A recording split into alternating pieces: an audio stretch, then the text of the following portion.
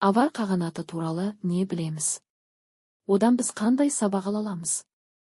Авар қағанатының күйреуі ұлы империяның құлауы. Авар қағанаты Еуропаның тарихында терең із қалдырған қуатты мемлекет.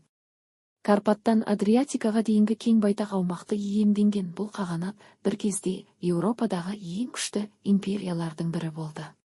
Алайда оның әскери қуаты, дипломатиялық әрекеттері және ішкі қайшылықтары ақырында оның күйреуіне әкелді. Бұл оқиға биліктің, жемқорлықтың және сыртқы күштердің араласуының тарихы. Қуатты қағанаттың қалыптасуы. 6 ғасырдың ортасында Азиядан келген көшпенді аварлар Еуропа сахнасына шыға бастады. Олардың әскери тактикасы мен стратегиясы оларды аймақтағы маңызды күшке айналдырды. 567 жылы аварлар лангобардтармен одақтасып гепидтерді жеңді. Осы жеңіс оларға қазіргі Венгрия аумағындағы Паннонияны толық бақылауға алу мүмкіндігін берді. Осылайша авар қағанатының негізі қаланды. Византиямен қарым-қатынасы. Аварлар Византия империясымен күрделі дипломатиялық байланыстар орнатты. Алғашында оларды жалдамалы сарбаз ретінде пайдаланған Византия кейіннен олармен әскери қақтығыстарға түсті. 570 жылдары басты дау жанжал Сирмей қаласы үшін өрбіді. Бұл қала бұған дейін гепидтерден тартып алынған еді. Аварлар бұл стратегиялық маңызды аймақты жаулап алуға тырысты. Бұл Византиямен ұзаққа созылған соғыстарға себеп болды. Әр жыл сайын олардың әскерлері көршілеріне жорық жасап, мол олжа жинайтын. Бәрі де аварлар ешқашан жеңілмейді дегенге сенді. Алайда Византия әскери күшпен жеңу қиын екенін түсінді. Олар басқа жолды таңдады. Айла шарғы мен дипломатия. Авар қағанатының күшеюі Византияға қауіпті болды. Сондықтан Византия дипломатиясы бөлшекте де билей бер қағидатын ұстанды. Олар қағанат ішіндегі алауыздықты күшейту үшін әртүрлі ұсыныстар жасады. Бір күні византиялық елші қағанға ерекше ұсыныс жасады. Неге әрбір дауды өзіңіз шешуіңіз керек? Арнайы соттарды тағайындаңыз, олар бұл істермен айналысады.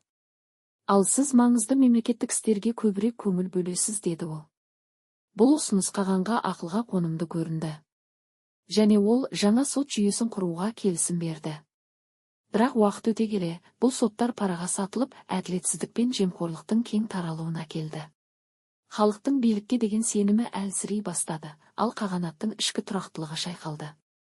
Ішкі қайшылықтар мен қағанаттың әлсіреуі. Жемқорлық пен биліктің әділетсіз саясаты қағанат ішіндегі тұрақсыздықты күшейтті. Жергілікті билеушілер мен тайпалар қағанның билігіне қарсы шығып, көтерілістер ұйымдастыра бастады. Сонымен қатар, үздіксіз әскери жорықтар мемлекеттің ресурстарын сарқып, әскердің рухын әлсіретті.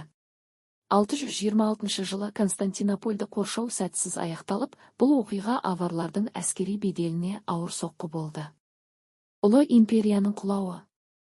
8 ғасырға қарай авар қағанаты қатты әлсіреді.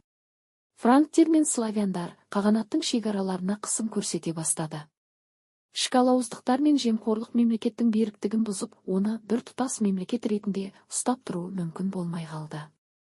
Нәтижесінде қағанат бірнеше ұсақ князьдіктерге бөлініп, өзінің бұрынғы күш-қуатынан айырылды. Бұл кезеңде бір қызықты тарихи оқиға бар. Авар қағанатының бір кездегі ұлы әскермен даңқын көрген римдік сарбаз қағанға таңғала қарап, сендер Византияға алым-салық төлеткен ұлы империя едіңдер. Қалайша осылай құлап қалдыңдар? Деп сұрайды.